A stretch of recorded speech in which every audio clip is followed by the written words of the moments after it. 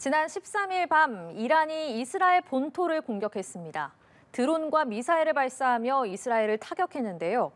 이란이 오랜 기간 북한과 무기 관련 교류를 해온 만큼 이란이 사용한 무기 중에 북한 기술이 담긴 미사일이 있을 거란 관측이 잇따르고 있습니다.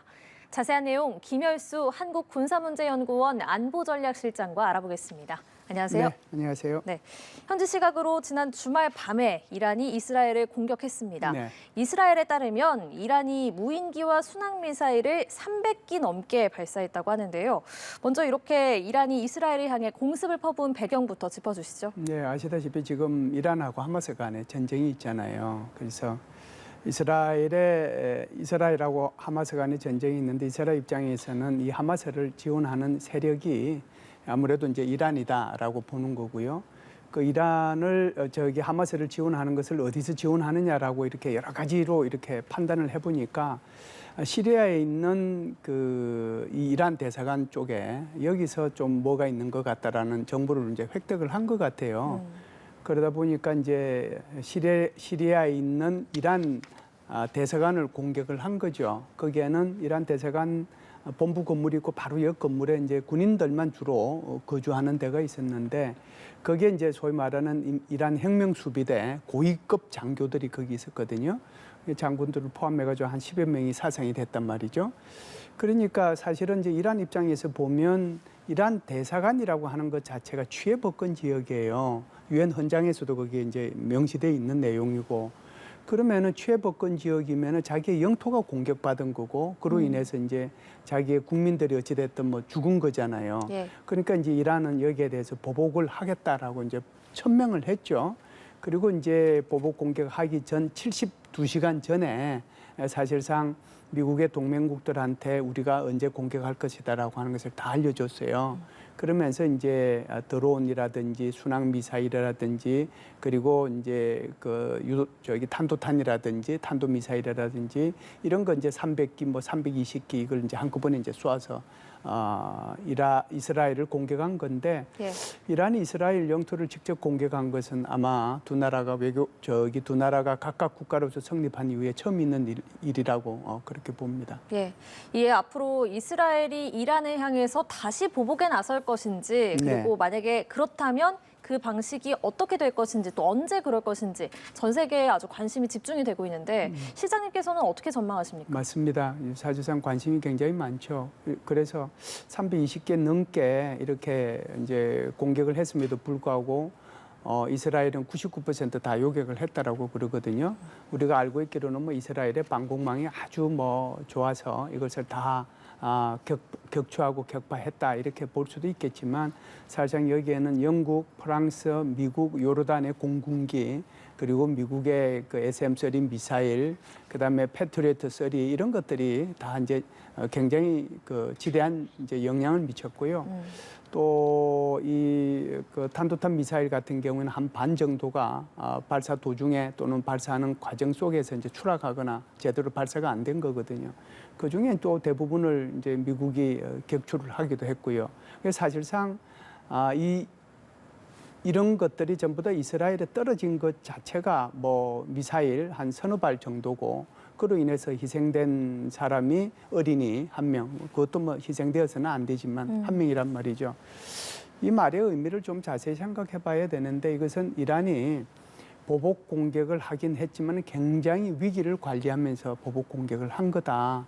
그리고 이제 미국을 포함한 그 이스라엘의 동맹국이나 우방국들이 이걸 격추할 것이다라고 하는 것을 다 알고 그리고 이제 이스라엘의 방공망이 이 정도는 격추할 것이다 다 알도록 해준 거거든요. 사실상 전쟁을 할 때 누가 이렇게 몇 시간 전에 이렇게 다 알려주는 게 어디 있습니까? 그만큼 이제 위기를 관리하기 위해서 한 건데 그걸 반대로 얘기를 하면 이스라엘이 다시 재보복하지 말라는 그런 거거든요. 그런데 이런 유사한 사례가 있어요. 2020년에 미국이 슐레이만이라고 하는 이란 혁명수비대 사령관을 암살을 했거든요. 그랬을 때에 이란이 여기에 다시 반발을 해서 미국에 대해서 공격을 하겠다라고 했는데 어디에 공격을 하느냐 하면 이라크 내에 있는 미군 기지에 공격을 해요. 네. 그때 미국한테 알려줍니다. 우리는 이라크 내에 있는 미군 기지를 언제 공격할 것이다 라고 알려줘요. 그래서 미국은 거기에 대비를 해서 날아오는 미사일을 격추시키고 끝냈거든요. 그러면은 미국에서 다시 그러면은 이란을 보복했느냐 하면은 안 했어요. 그래서 이란 입장에서 보면은 그런 이제 역사적인 사례도 있기 때문에, 그리고 또 뭐 이스라엘 입장에서 보면은 또 피해도 안 났기 때문에 더 이상 이스라엘로부터 공격하지 말아라라고 하는 그런 강한 메시지를 줬는데, 네. 좀 전에 보도에 나갔다시피 네타냐후 총리가 뭐 우방국의 충고는 고맙지만 그거 결정하는 것은 내가 하겠다라고 얘기를 하거든요. 그게 얼마만큼 네타냐후 총리가 우방국의 충고를 받아들일지 그것은 이제 우리가 좀 두고 봐야 되지 않겠느냐라고 보고요. 그럼에도 불구하고 정말 이것이 확전으로 확 번질 수 있는 그런 정도의 보복 공격이 설령 있다고 하더라도 그런 정도의 보복 공격보다는 오히려 표적 공격으로 이렇게 마무리하지 않겠는가 이렇게 봅니다. 알겠습니다. 자, 이런 와중에 이스라엘을 공격했던 이란의 미사일에 네. 북한의 기술도 쓰였을 가능성이 매우 그렇죠. 높다. 이런 분석이 저는 전문가들로부터 많이 나오고 있습니다. 네. 북한과 이란이 과거에도 탄도미사일과 관련해서 많이 교류를 하고 또 협력도 많이 해왔죠. 그렇죠. 거기 우리가 이제 1970년대 가장 중동 지역에서 큰 전쟁 중에 하나가 바로 이란하고 이라크 전쟁이었거든요. 10년간 전쟁을 했어요. 근데 이제 이란은 이제 미국은 뭐 이란을 뭐 지원할 리가 없는 거고, 그러다 보니까 사실상 그 1973년도에 이란하고 북한하고 수교는 했지만 별로 그렇게 뭐 좋은 관계를 유지해 오지 않다가 이란에서 이제 소위 말해서 호메이니를 중심으로 해서 혁명이 일어나게 되고, 또 이란 이라크 전쟁을 통해 가지고 이제 북한에서 이란에 대해서 이 미사일을 수출을 해요. 그래서 통상 이제 그때는 스카드 계를 이제 수출을 했다가 1990년대 들어서면은 본격적으로 기술 수출을 해요. 그 말의 의미는 이제는 물건을 파는 것이 아니라 실제로 이제 그 기술을 가르쳐 줘 가지고 자체 생산하도록 해줬거든요.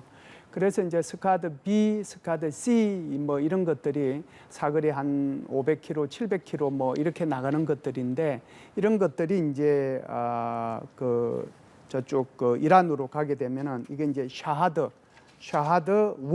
2가 되고요. 그리고 이것뿐만 아니라 노동 미사일, 이번에 이제 그 기술이 적용된 것이 아마 노동 미사일 기술이 그 원천 기술이라고 볼 수 있는데, 그것을 개량한 미사일을 이란이 이스라엘을 향해서 쏘지 않았는가 이렇게 보는데, 그것이 이제 노동 미사일이 이란으로 넘어갔을 때는 샤하드 3가 되고, 이것이 다시 개량돼 가지고 이번에 이스라엘을 향해서 이렇게 쏘지 않았는가라고 봅니다. 예, 실제로 이스라엘군이 이란이 쏜 미사일 잔해를 공개를 했는데 네. 이 중에 일부가 북한제 스커드 노동 계열로 보인다. 교수님께서 말씀하신 네. 그런 분석들이 또 있습니다.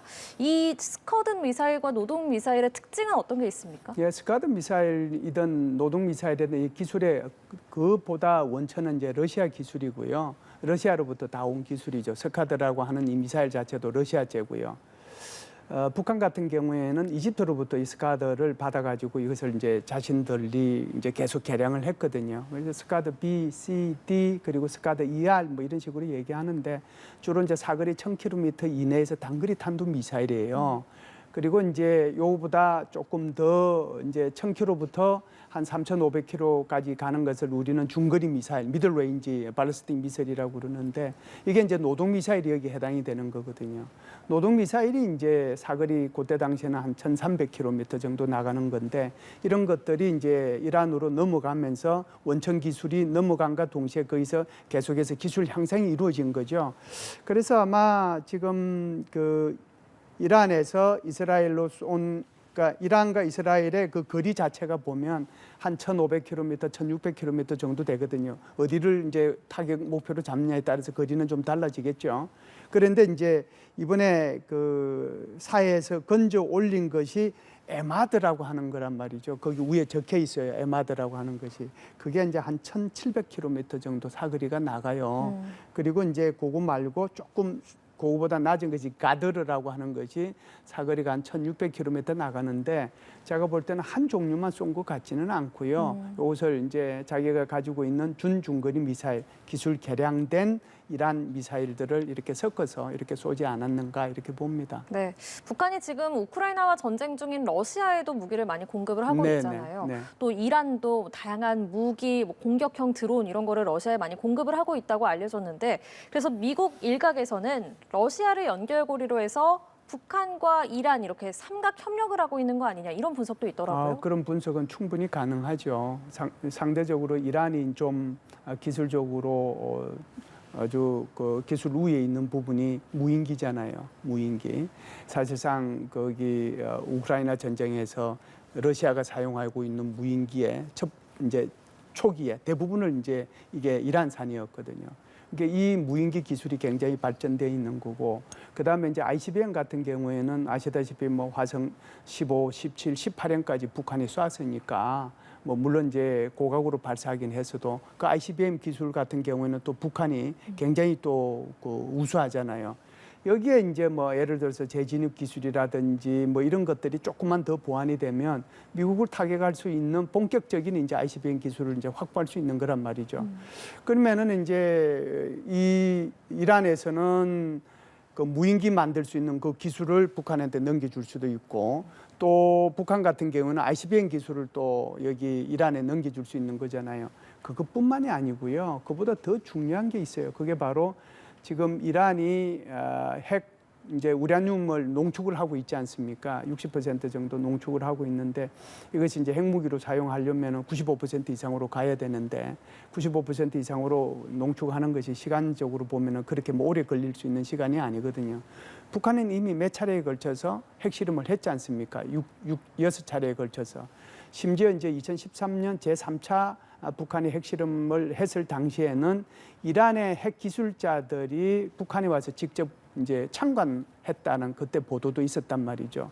그럼 이런 것들로 보면 지금 이제 이란에서 이 물질들을 농축을 하고 있으니까 그 농축 기술을 북한이 전수해 줄 수도 있는 거고, 그리고 이제 핵무기 만드는 거 그것도 전수해 줄 수 있는 거잖아요. 그것뿐만 아니라 그 핵무기를 미사일에 탑재할 수 있는 기술까지도 전수해 줄 수 있는데, 이런 것들이 이란과 러시아와 북한에서 아주 커넥션이 제대로 형성이 되면은 굉장히 국제사회를 위협할 수 있는 그런 상황이 되는 거죠. 예, 관련해서 이거 여쭤보겠습니다. 지난 1월 20일에 이란이 이동식 발사대를 이용해서 인공위성을 실은 로켓을 발사를 했는데 이곳이 과거에 대륙간 탄도미사일 ICBM을 시험 발사한 곳입니다. 이건 어떤 의미로 발견했습니까? 이게 이제 이란 혁명 수비대가 운영하는 데인데요. 이란 혁명 수비대가 운영하는 이곳이 양쪽을 다 쓸 수 있는 거예요. 이제 ICBM 발사할 수 있는 장소이자, 그리고 여기서 이제 인공위성을 발사하는 장소이기도 하거든요.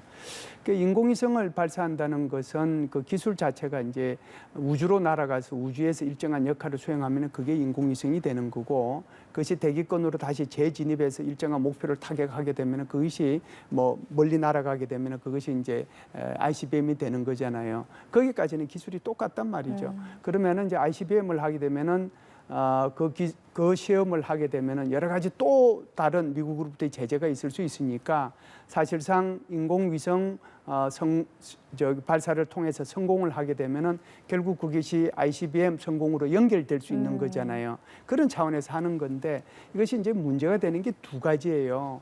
우리가 인공위성 발사하면 통상 액체 연료를 쓴단 말이에요. 그런데 이번 1월 달에 쓴 것은 고체 연료 썼어요. 그 액체 연료하고 고체 연료가 큰 차이가 하나 있는 거고, 두 번째는 발사대에서 세워서 이렇게 쏘는데 통상 우리 인공위성 쏘면 우리 나로 쏠 때도 그렇게 쏘잖아요. 예. 그런데 그게 아니고 소위 말해서 테일이라고 하는 이동형 그 차량이 있잖아요. 그 차에다가 세워서 쏟단 말이죠. 그러면 두 가지를 한번 합해 보세요. 이동형 발사 차량에 고체 연료를 쐈다. 이건 군사용이거든요. 그게 결국은 인공위성이라고 쏜 거지만 결국은 이것이 ICBM을 완성하기 위한 과정으로서의 두 가지 그 목표를 두 가지를 시험해봤다, 이렇게 볼 수 있는 거죠. 알겠습니다. 북한의 움직임도 짚어보겠습니다. 네. 이란의 이스라엘 공격을 하루 만에 노동신문에서 신속하게 보도를 했습니다. 이건 어떻게 해석해야겠습니까? 하마스가 이제 이스라엘을 공격했을 때도 북한의 노동신문은 그것을 지지했거든요. 그와 마찬가지로 이번에는 이제 이란이 이스라엘을 공격했으니까 그걸 이제 다시 이제 지지하는 형태로 그렇게 공격했다라고 나왔거든요.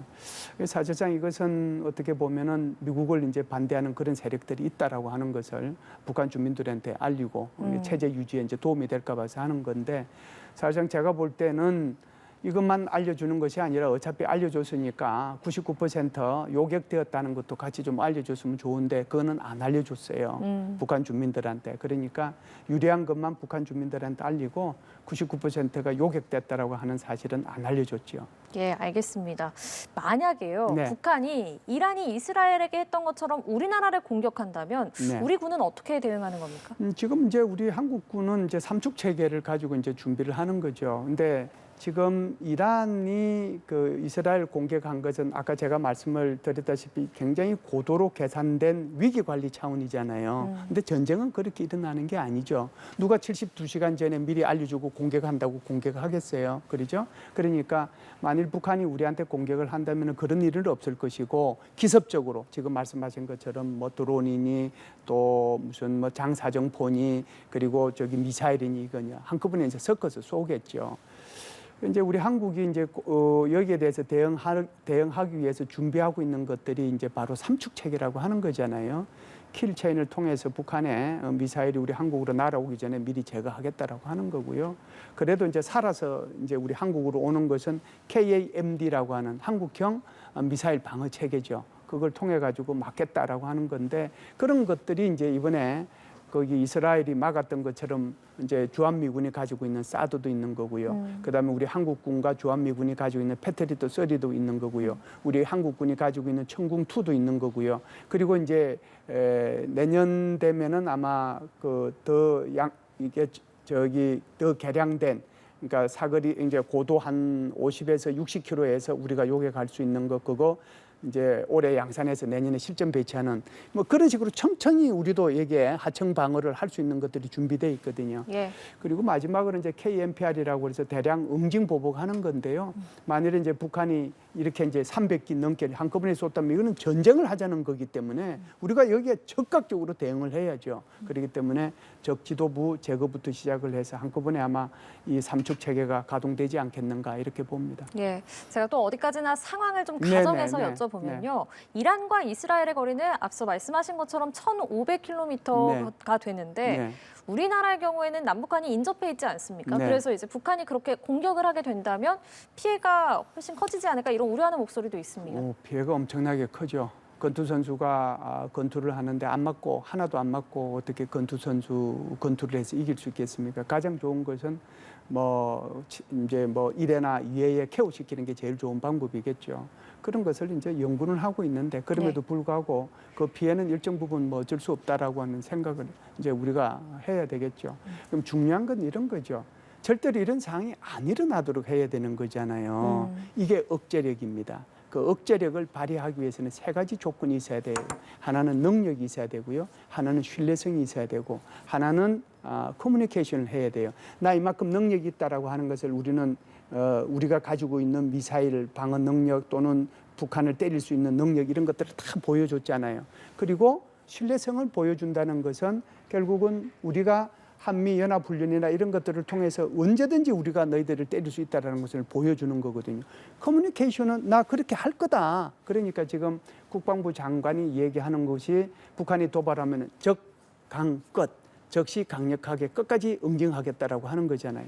그러면 이런 것들을 통해 가지고 북한이 도발하면 도발했을 때 얻는 이익보다는 훨씬 더 많은 손해가 북한한테 갈 것이라는 것을 끊임없이 알려주는 거예요. 그렇기 때문에 우리가 이제 확장 억제력을 강화하고 우리의 군사력을 늘리고 대공방어를 할 수 있는 그 군사력을 준비를 하고, 그리고 끊임없이 북한한테 의사소통을, 그러니까 이제 공개적으로 하는 거죠. 절대로 하지 말아라.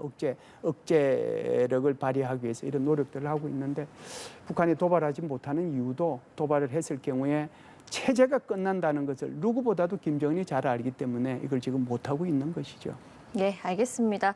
억제력이 중요하다는 말씀까지 들어봤습니다. 김열수 한국군사문제연구원 안보전략실장과 함께했습니다. 오늘 말씀 고맙습니다. 감사합니다.